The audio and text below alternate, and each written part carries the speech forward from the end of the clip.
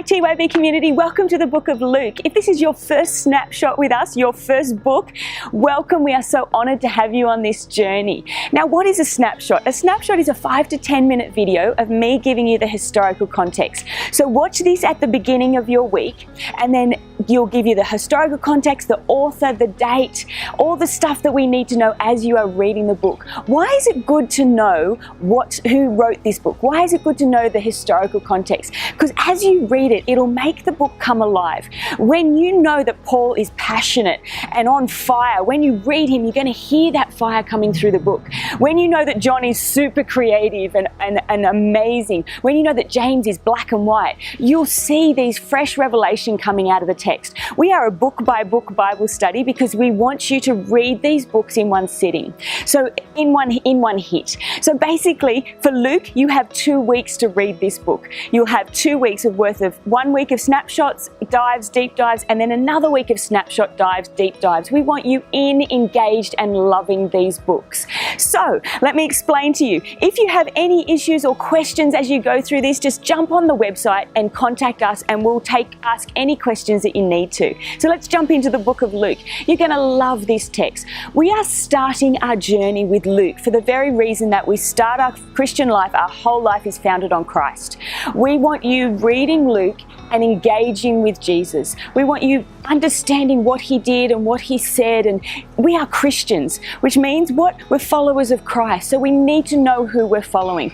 I want you to fall in love with him afresh as you read Luke. You're going to love this book. Now, here at TYB, we're all about you sitting this book in the context, first century context. Now, Luke Acts is supposed to be read as one piece. So 2 books in 1 volume. So why is John in the middle? John is in the middle because when they put the books together, this is a collection of books, remember, 66 books. When they put the books together, they put them in Gospels and then letters. Okay, so when they put the Gospels together, Matthew, Mark, Luke, and John, they put them, Matthew, Mark, Luke, and John. Then we have Acts. And Acts was actually Luke Acts was separated with John. But Luke Acts was one piece, 2 books, 1 volume. It's like when you watch the movie, like Lord of the Rings, and I mean that one has so many movies, but you've got 1 movie and then the sequel. So as we read this, we're going to do Luke and Acts together. The reason that they think that that Luke Acts was actually separated into 2 books was because in the first century, they had papyrus, which is what they wrote on, and it only contained 20,000 letters. So 20,000 letters could be on that. Now, what's happened is Luke is, let me get this right, 19,400 characters, and Acts is 18,400. So some say he separated the text because of the length of how much he could write on 1 scroll.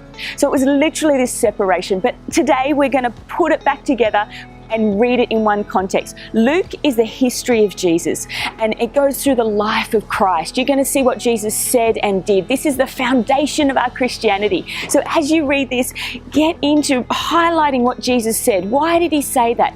Get the concept of love, that he's all about loving people and compassion. This beautiful heart of Christ comes through in the book of Luke.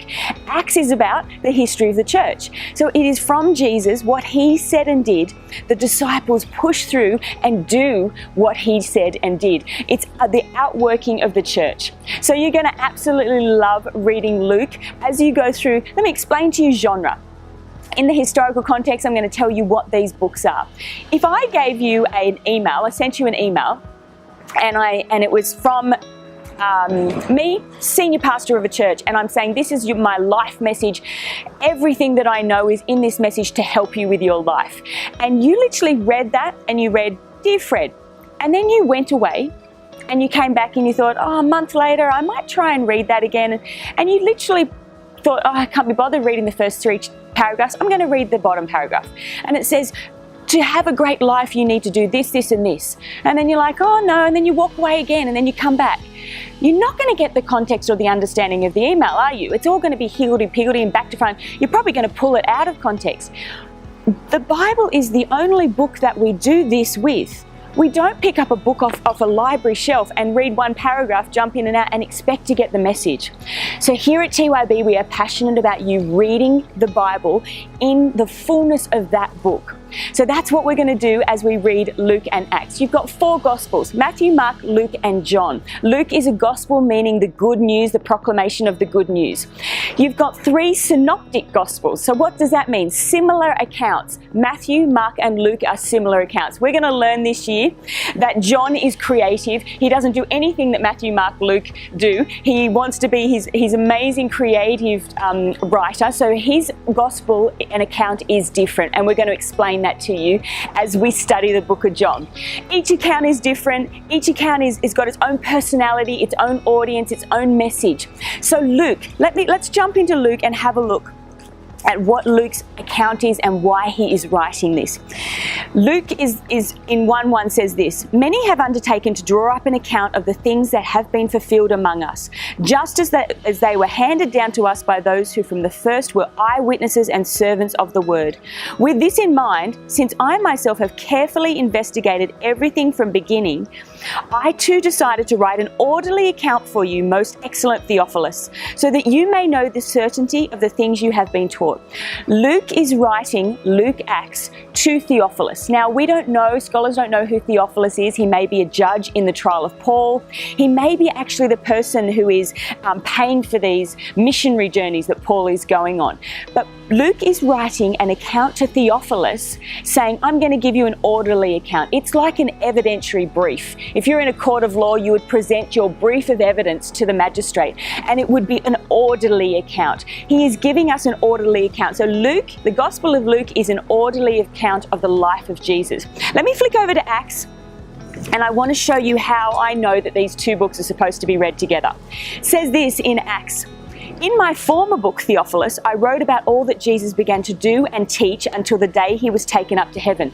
Literally, he's saying, you know when you watch a series and it says previously on NCIS, you know that you actually have to go back and watch the previous series to understand it. This is what he's saying. In my former book, Theophilus, same person that he's writing to, he's saying, in my former book of Luke, I told you what Jesus did and said. Now I'm going to tell you the history and the account of the church. You're going to love the book of Luke as you go through. Jump in and read the dive this week. Read the deep dive and start reading this book of Luke. Fall in love with Jesus as you get to know what he did and said in this incredible book.